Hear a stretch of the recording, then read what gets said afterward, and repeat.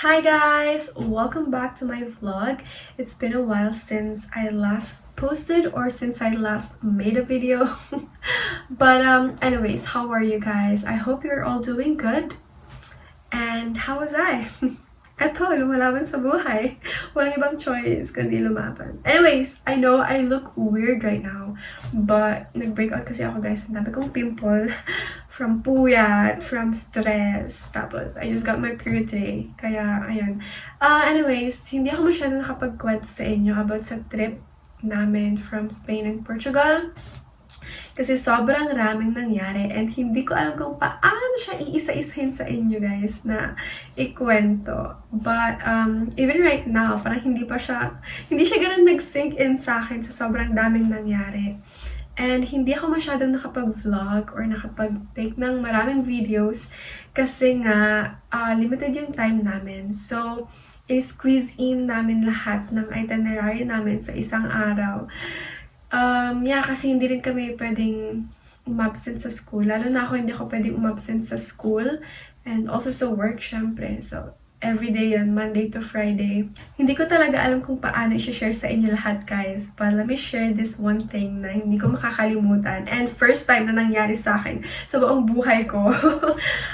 So, nasa Seville kami. And kagagaling namin sa plaza. So, lumabas na kami ng gate. I'm wearing my backpack. Ako kasi, every time na magta-travel, lalo na kapag day trip, lalo na kapag malayuan or talagang buong araw, lagi akong may water. So, hindi ko kaya magdala ng maliit lang na bag. Gusto ko yung bag na marami akong nalalagay. So, nagdala ko ng backpack. Naglalakad lang talaga kami peacefully, alam mo yun. Tapos, biglang narinig ko yung zipper ng bag ko na bumukas. Parang, zzz, gumanon talaga siya. So, pagkalingon ko gano'n, nagulat ako kasi may dalawang babae sa likod. Naka-block pa sila ha. Siguro mga nasa 40s yung age nila. Yung babae, yung kamay niya, nasa loob ng bag ko. So, nung pagkalingon ko, pinull out niya yung kamay niya. So, kulang na lang talaga is kunin yung gamit sa bag ko. So, na-freeze ako. Hindi ko alam kung anong gagawin ko. Like, talagang, wait. Parang ganun na lang nasa utak ko, hindi ko alam. Tapos, ayun, chinek ko agad yung passport ko, yung wallet ko. Tapos yung dalawang babae, nagtawag ng taxi, tumakbo. Actually, na-videohan yun ni Ate Marie. So, insert ko dito. Oh my God. Hey, why are you opening our bag? Wala na kami nagawa actually kasi nga tumakbo na sila and common naman yun sa Spain. So, parang kahit i-report namin sila sa police, papakawalan pa rin sila. But, thankfully, wala namang nakuha na anything sa gamit ko. Yung passport ko kasi, nasa secret pocket siya. Tapos yung wallet ko nasa ilalim. And, buti na lang guys, hindi na ako nagdadala ng cash. Kasi, mostly cashless naman dito. So, yung card ko, nasa phone ko. Nasa likod ng case ng phone ko. So, safe naman. So, sa wallet ko, ang laman lang nun is yung TR ko, yung mga IDs ko, and yung pera na ipapapalit ko sana sa airport. So, ang meron lang ako nun is peso, yung dirhams, tapos yung dollars. Buti na lang kamo, hindi pa rin nakuha yun kasi extra ko yun, actually.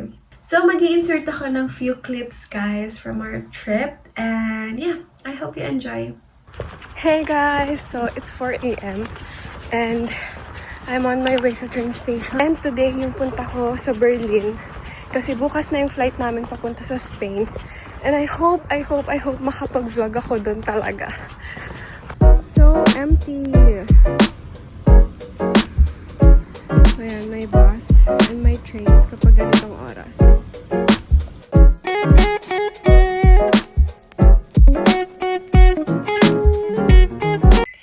So, andito na ako sa Billits. Actually, paalis na ako dito sa Billits and papunta na ako sa Berlin.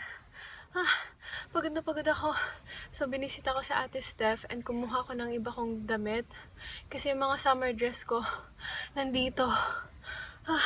Grabe, pagod na pagod ako. Tignan nyo naman yung buhat ko. Ito yung mga kinuha kong damit. Then, ito yung bag ko for Spain and Portugal. Tapos may bag ko pa. Sakit ng likod ko, grabe. Ang hirap maging solo traveler, ha? Minsan nakakapagod maging sobrang independent. Alam niyo yun?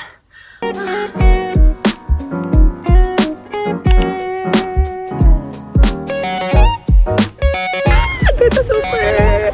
Finally, makakapag-beach na rin. Grabe, putok na putok yung pimples ko, guys. Wala akong tulog. Ilang oras lang yung tulog ko nung nagbahay akong papunta Berlin. At the beach! Lamig ng tubig, grabe. Tapos ang sakit sa paa ng mga sand kasi malalaki yung bato. Ah! Sakit na ng paa ko! Pero, egal!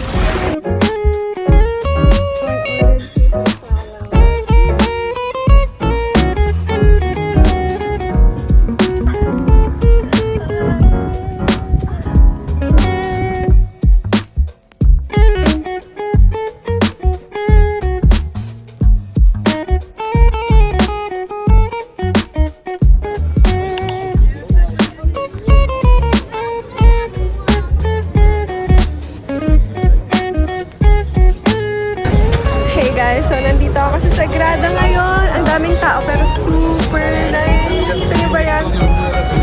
Ang ganda! Ang haggard ko na, but never mind.